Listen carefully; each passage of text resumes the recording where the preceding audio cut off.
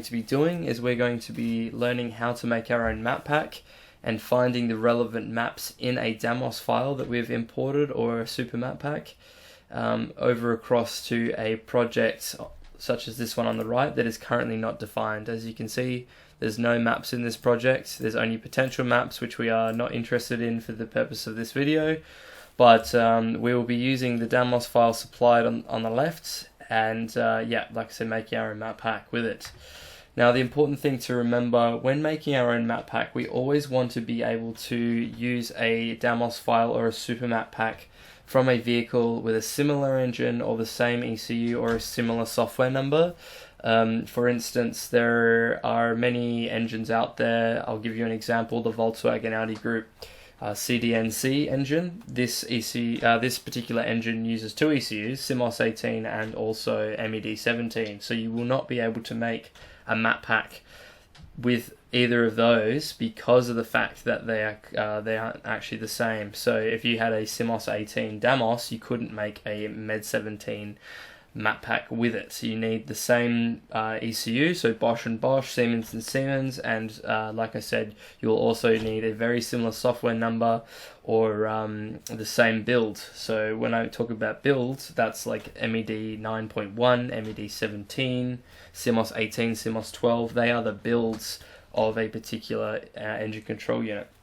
So the first thing that we want to do is we want to open our Damos file. Now on the left hand side here, I've got a Golf 6R 2-litre TSI EA113 Damos file. It's the engine that's used in the Audi TTS, the Golf 6R, and also the Audi S3.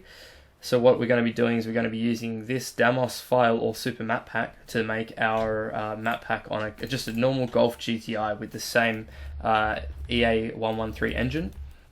So there are many ways to make a map pack. The first thing that people will generally do in the way that they're taught in other courses is to go into a 2D view, okay, and then choose the relevant data type, whether it's 16 or 8-bit representation. Go to the data area and try and find patterns in the data. So as you can see, there's definitely patterns here. There's something going on. So that is probably a map. And you know what? To be correct, it is probably a map. However, I don't like working with uncertainty, and I do not teach to work with uncertainty. I always like to work with certainty, and the way that we do that is to use a Damos file, okay? So what we're going to do, the first thing we're going to do is we're going to connect these two windows by clicking the Connect Windows button up here. You can also press Control-Alt-2 or something like that, or yeah, Control-2, so and then number 2, and then we'll be greeted with this particular window. Now this window here allows us to configure how we're going to connect the two projects, with the left project being the Damos that I've got here and the right project being the original file. Now something also to keep in mind, something that I've discovered, is the last project you click on becomes the left configurable option here. So if I was to click on this one as the last one I click on, then I go to connect the windows. When it says comparing values with, the left hand side is referring to the last project that I clicked on. Okay, so if I try and do it based on where it is visually, just because this is on the right hand side doesn't mean that these two control the right hand side. It actually, these ones do not control the right hand side. The left control the last project you clicked on. So if I click on this side, then I try and connect, this will be what it uses to control the left hand side project. If I click on this one last and then try and connect, this will be the left side of the right, okay? So what we're going to do is we're going to connect the windows. I'm just going to explain to you what the difference is between comparing values with original and comparing values with a connected project. If you compare the values of a project to its original, what it's going to do is it's going to compare the data that has been changed in the project version to its own original version. So if you had a mod file on the left hand side and then an original on the right, what you might want to do is you might want to compare the left project with the original of itself if it's a mod, and then the right project you're comparing to the left. So one of the ways that we might use this is if we're trying to reverse engineer a tune file that someone has given us or that we've purchased, and we want to make a map pack with it. So the left side or the side that has the mod, we generally would like to refer to its own original and then work through all the changes and identify the maps that way. but for the purpose of this video, we're going to be just doing two standard binary files, two stock files that haven't been modified, connecting them together.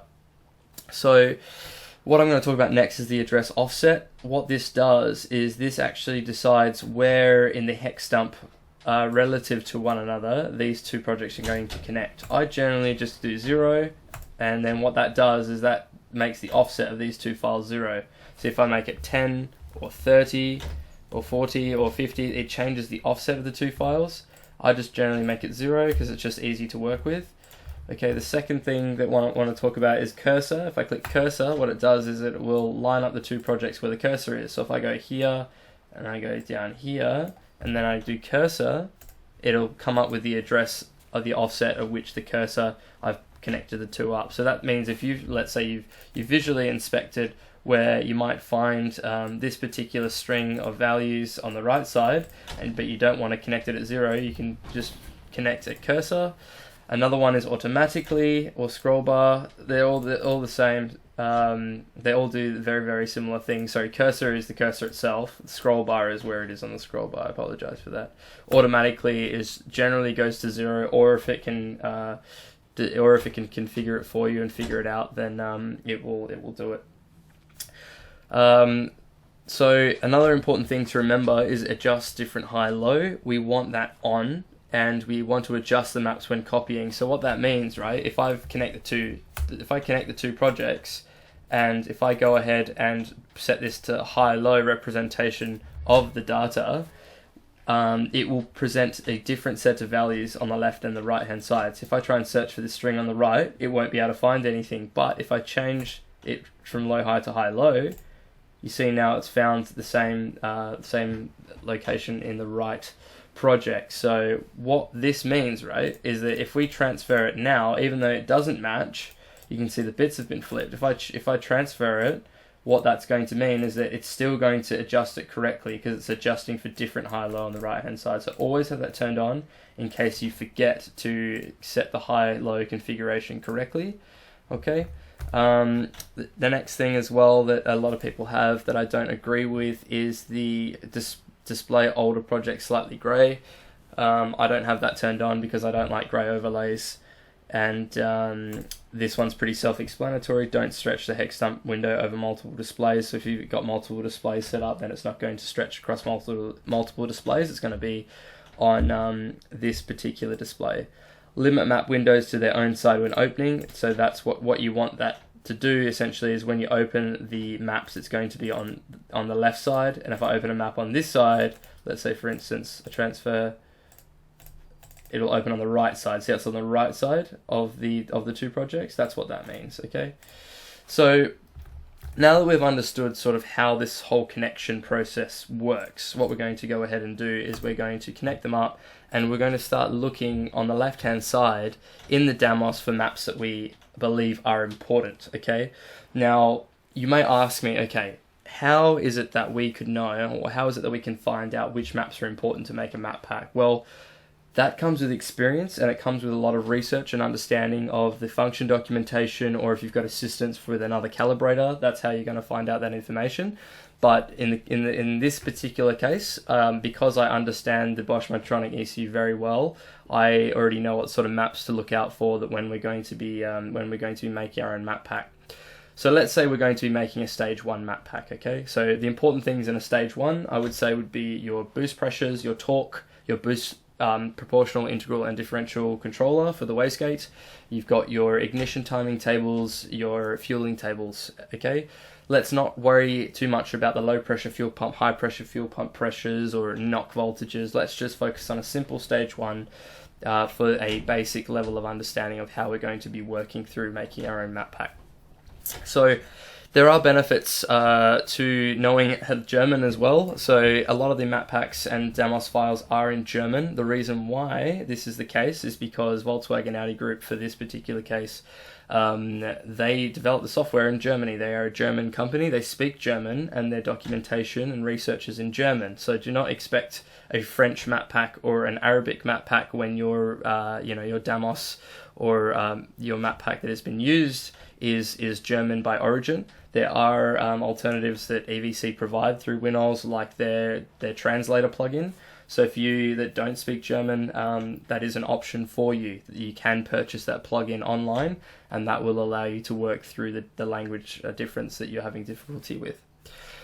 Okay, so now let's get straight into it. So the first thing that we want to look for, let's say, is fueling. So I know from experience that the fueling table based on pedal position and engine speed is referred to as LAMFA. So we're going to be searching for this particular map up here on the left-hand side. Okay, and so make sure that we click on the project that we're trying to search in. If I type in LAMFA here, nothing is going to come up. That's because I've clicked on the right project. So we want to click on the left project, click up here in the search box and type in the map ID that we're looking for. Or if you know that, if you're looking for the Lambda map, it'll also come up. As you see here, LAMFA is also there. So what we do is we right click on this map here, go all the way up to view in hex dump. Okay, that's going to bring us to the location of this map within this hex dump that we're looking at here. Now I know that this map is actually an 8-bit map, so I'm going to change the view up here to 8-bit. By the way, decimal view, hex view and binary view are up to you. I like working in hex, that's just how I work. Now the next thing I'm going to do is select the axes of this map. And I know this is the axes, so the axes are a darker color using my WinOLS color scheme.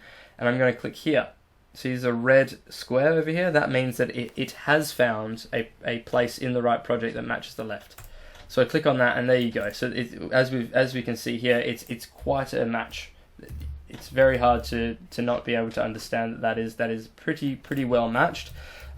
We can see that the axis up here is matching on both left and right sides because it's indicated green, and we've got the map here which is very similar in values, but obviously the values on the left are a little bit higher, which means it's probably a little bit leaner in this case given that it's a fueling table. But nevertheless, let's go ahead, right click, transfer map, and then this box, I'll explain to you what this does. So when we want to transfer just the map, we want to click the map structure. So we don't want to necessarily transfer the values within the map.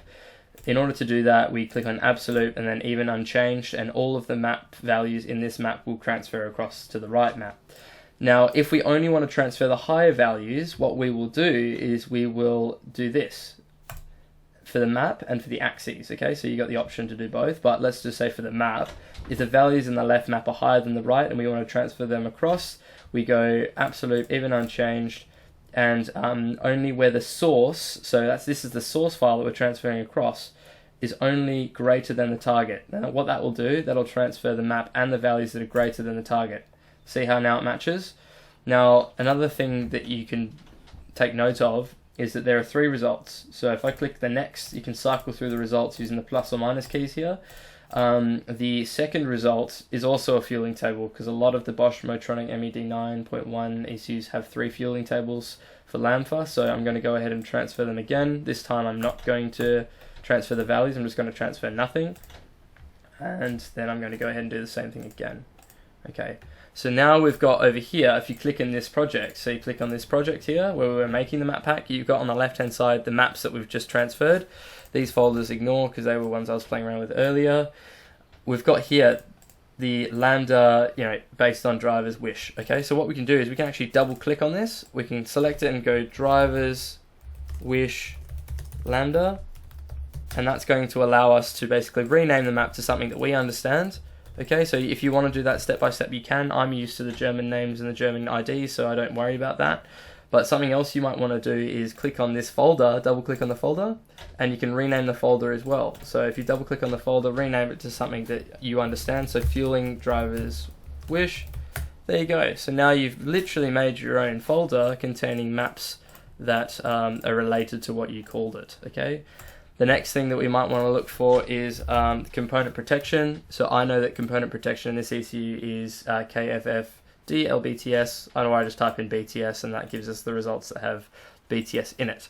So now what we can go and do is right click, view in hex dump, and it takes us down to the location of the BTS maps. Now, like I said before, select a part of the left-hand project and then search for the values in the right, and you will often find that it matches up. If it doesn't match up, it's probably because the axis on the left is not the same as the right, So you'll be given this option here, which will search for a place that matches a selection. Sorry, that's not the one that we want to look for. You generally always just want to look for a string that matches and then just work with the strings that match, okay? That's what I recommend doing. So yeah, now we've got a place that matches. Fantastic, no worries. I'm going to go looking through this to see if this is what we need. It doesn't seem to be matching up with these maps here, so I'm going to search for another part of the map. Okay, this is making a little bit more sense now.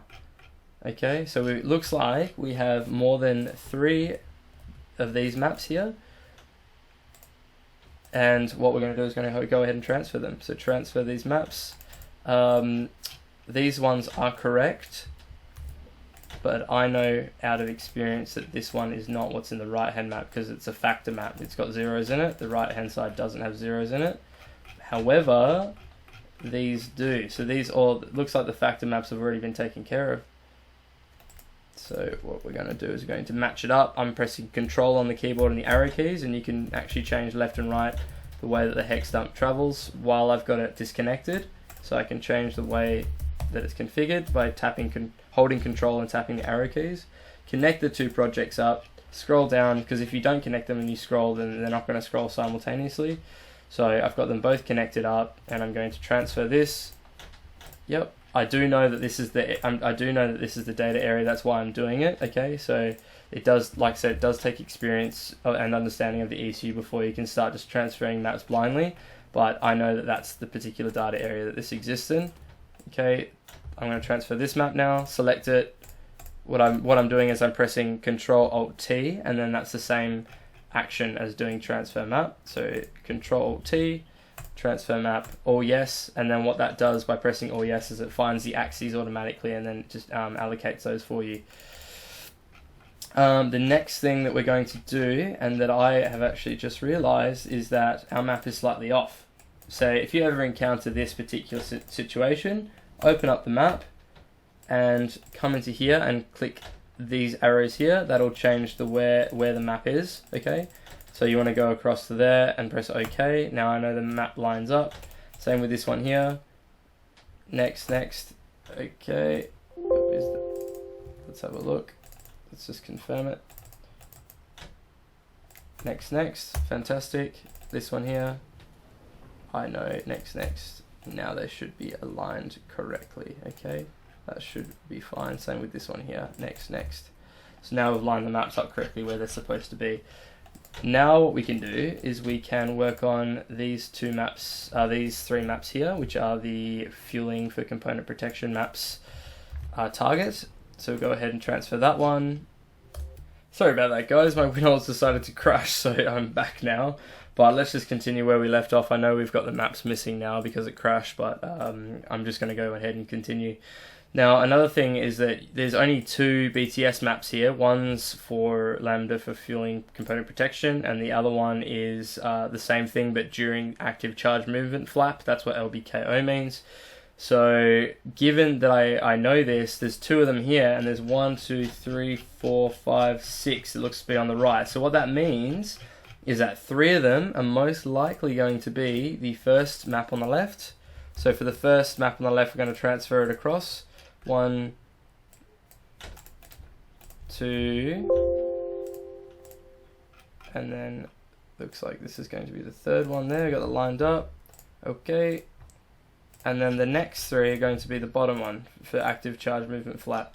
Or actually, yep, that sounds about right. Bring it up.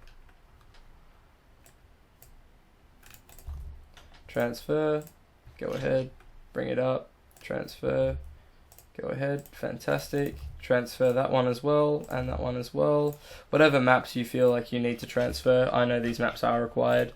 Now, you can go in here and you know that these are all fueling component protection maps. So again, rename it fueling component protection. And there you go. So that's your folder for fueling component protection. Now let's have a look at the ignition timing. So I know that ignition timing is Zundwinkel, but if you can't find it that way, because I know that the U has an umlaut above it, we can go to KFZW, which is the map ID, and here we've got all the ignition table maps. Let's open up the basic ignition table, and this is what we come with. So what I did is I opened up the basic ignition, clicked on this, and then view in hex dump, and that takes us to the map in the left hex dump. Go ahead, search for the string on the left hand side, like that. There we go, we found a match. And then you come down, and now look, it isn't exactly lined up. So what I'm going to do is I'm going to move this like that. Okay, you can move it like that,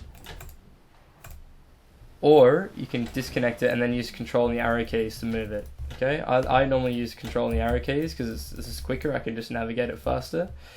So that's what we're going to do there. And as it looks like, there are multiple maps on the right hand side. Again, same as what happened before with the BTS map. So the first, let's have a look, 1, 2, before 1, and then 1, 2 on the left, 1, 2, 3, 4, 5, 6 on the right. So the first 3 are going to be as before, what we know. 1, 2, 3. There we go. Yep. And then the variant 2.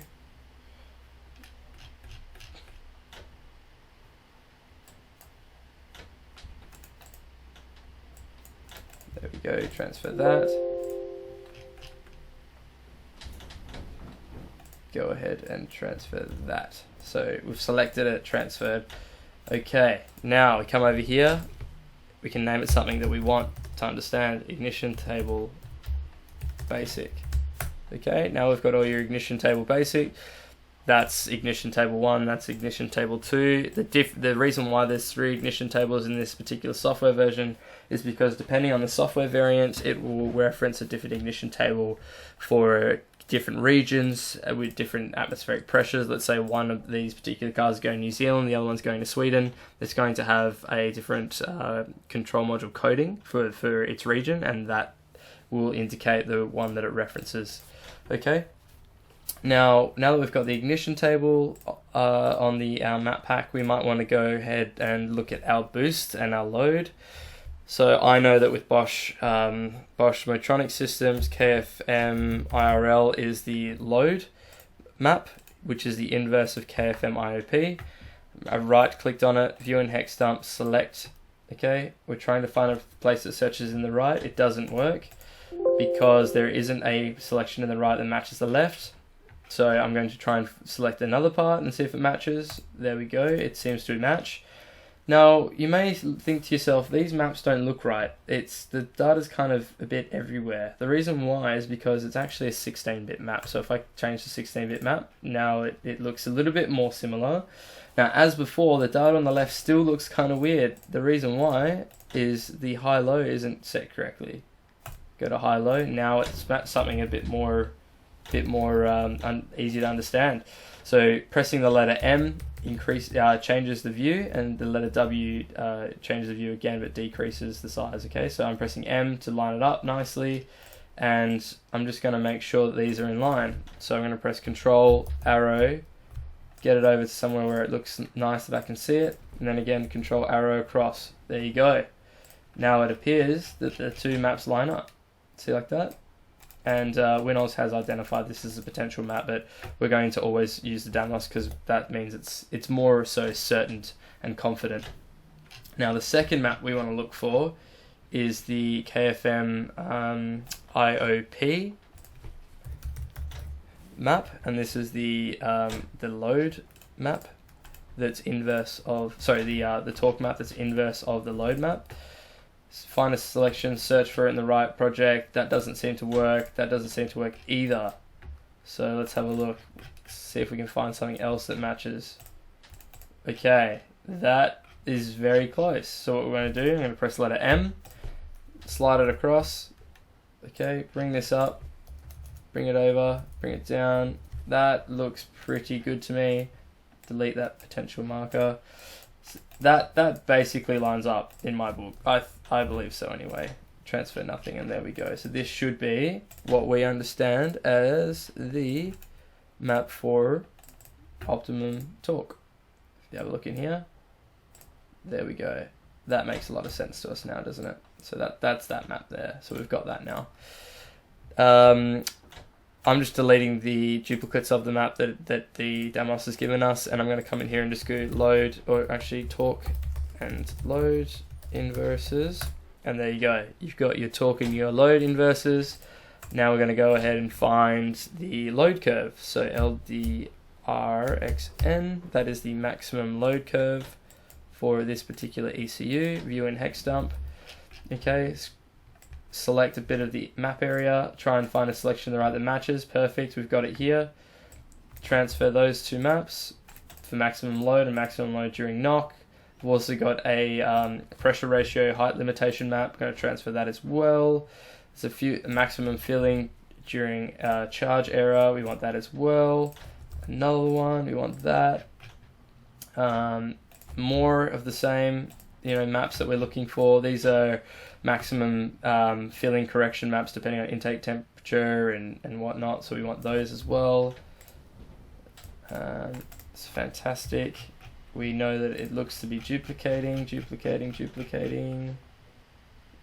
There we go. That looks pretty alright to me.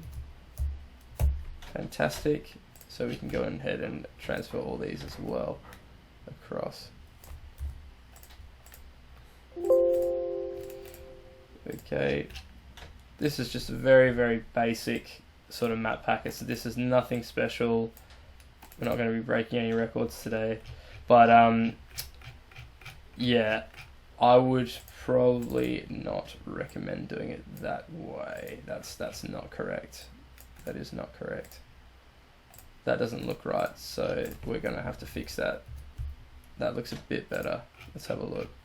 I want to find the data that's in the same format as what we're working with. Okay, so that looks good. That looks fine. Right, so we're happy with that.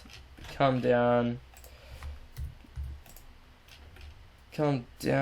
looks okay. Something's not going on right here. So that seems to be the issue. It just doesn't look right to me.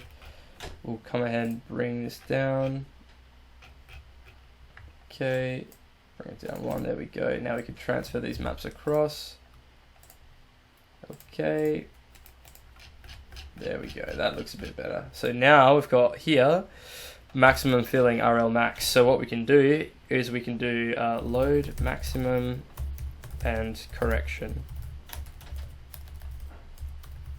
And then we've got all the maps that have to do with maximum load and the correction of maximum load in that particular folder that we've selected that we want, okay?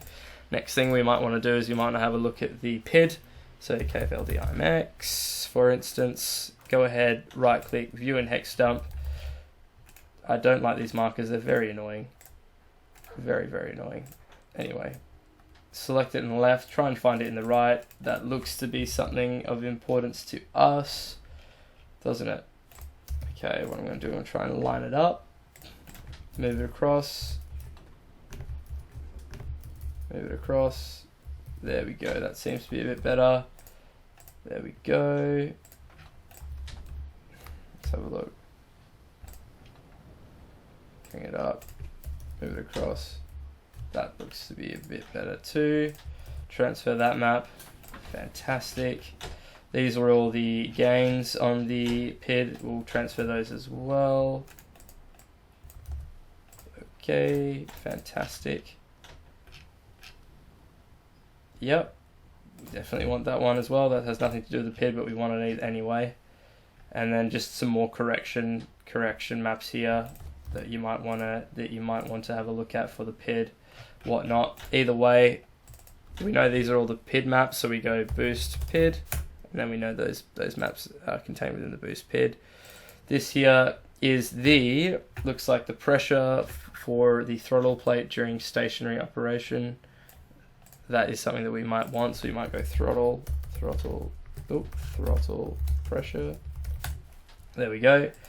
And that seems to be pretty good. Like we did have the fueling for driver's wish before, but as you know, my WinOLS crashed, so I've just left it out for now. But this is just a good example of just like a very, very basic map pack. This is not something that I would sell, but I'm just giving you guys an idea as to how you do it.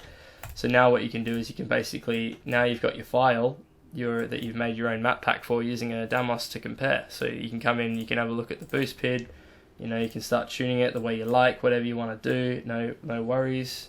Yeah, and that's basically that's really all there is to it. The other thing that I wanted to just quickly mention is there's ways to filter your search when you're looking for maps. So KFLDIMX. So that's one of the maps we've got here. But what you can do, if you actually make some adjustments to some maps, let's say, for instance, I'm just going to make a quick adjustment just to show you guys. What you can do is you can come in here up to the filters, and you can go changes only. And what that's going to do is when you open all folders, it's going to show you all the maps that have just got changes. So the only map in this particular project that's got a change is this map, and that's the axes for this, as an example of what this filter does. Okay, another thing that you do, if let's say if you want to come back to a map later, you want to mark it, you can go to here and you can go only marked, and it will show you all the maps that you've marked. Okay, that's another way of doing it. You can also do it by duplicates. You can do it by all these different other criteria. It's really up to you whether you want only two-dimensional maps, and you can do multiple filters at the same time as well. So two-dimensional and ones, let's say we just wanted to do this, like 0. Don't ever do that, but I'm just showing you as an example. Then it'll come up based on 3 filters. This is the map that fits that particular build. So I'd just like to thank you guys for watching, and appreciate your support. If you have any questions, feel free to email us directly or get in touch with us on Facebook. Have a good day.